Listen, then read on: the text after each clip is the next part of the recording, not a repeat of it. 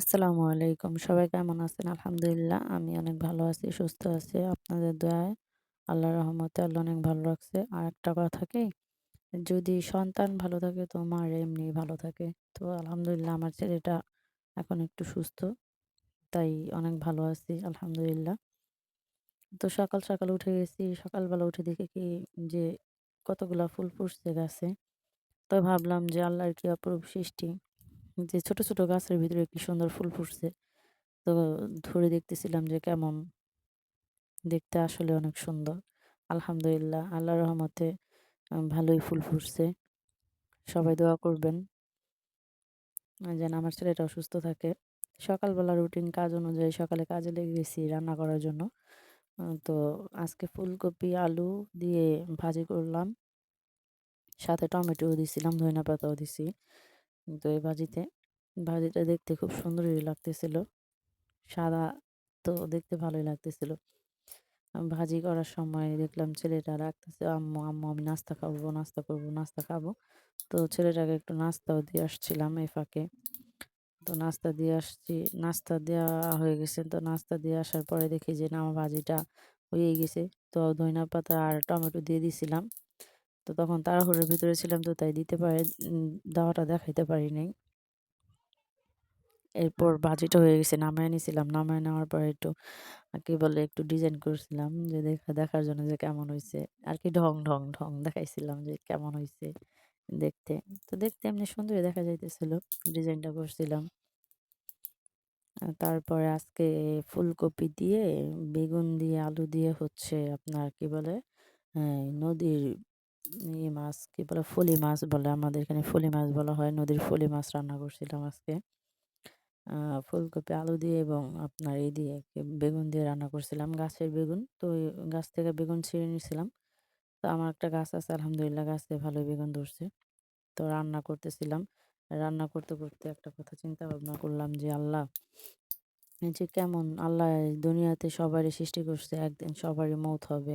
আল্লাহ যখন যারে চাইবে তখন সে মরবে। তো আজকে এই কথাটা স্মরণ করতেছিলাম যে দেখো কি সুন্দর আল্লাহর অপরূপ সৃষ্টি। যে দুনিয়াতে আসছি, একদিন যেতেই হবে। তো কেউ এই দিনটাকেও আটকে রাখতে পারবে না, যাওয়ার দিনটা যে না আমি যাব না। তো রান্না করতেছিলাম আর এই কথাটা ভাবতেছিলাম। ভাবতে, ভাবতে দেখি বাহির থেকে আমার একটা আপু ডাক দিল। ডাক দিয়ে বলল যে, "কি রান্না করছ?" তো আমি বললাম যে, "না আজকে এগুলো রান্না করতেছি। রান্না করা আ হয়ে আসছে আরকি।" তো এই কথাবার্তা বললাম। বলার পরে এই তো রান্না-বান্না শুরু করে দিছিলাম। আ রান্না করতে, করতে আবার আমার ছেলেটা বলল, "আম্মু আ আমি গোসল করব।" খেলাধুলা করছিল তো গোসল করবে। তো আমি ওরে আবার গোসল করাইতে নিয়ে গেছিলাম। তো গোসল করাইতে নিয়ে গিয়া এই রান্নাটা এখানে আরকি চাপা দিয়ে গোসল করাইতে নিয়ে গেছি। তো এই তো রান্না হয়ে আসছে। তো এখন ফুলকপি আর বেগুন দিয়ে দিলাম। বেগুন আলু দিয়ে একটু নাড়াচাড়া দিয়ে নেব।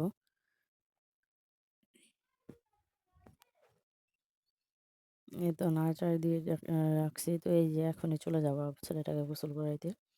আ তো দিয়ে ঢাকা দিয়ে চলে যাবো ছেলেটাকে গোসল করাইতে। ছেলেটাকে গোসল করাইয়া আ আ হাতে পায়ে তেল পানি দিয়ে আসলাম। আসার পরে দেখি যে না, এই তো হয়ে গেছে, কষানো হয়ে গেছে। তো এখন পানি দিয়ে দিব। পানি দেওয়ার পরে একটু নাড়াচাড়া দিয়ে আরকি পানি দিয়ে দিব। এখন পানি এড করে দিলেই হয়ে যাবে, ঝোল হয়ে যাবে। তো মেয়ে মানুষের সংসারে হাজারটা টুকিটাকি কাজ থাকে। তো সব কাজ তো আর দেখানো সম্ভব না। তো সারাদিনের কাজ এগুলো তো আর দেখানো যায় না। তাও যতটুকু পারি অনেক শখ করে পেজটা খুলছি। পেজটা খুলি নাই আরকি, অবশ্য পেজ খোলা আগেই হইছিল।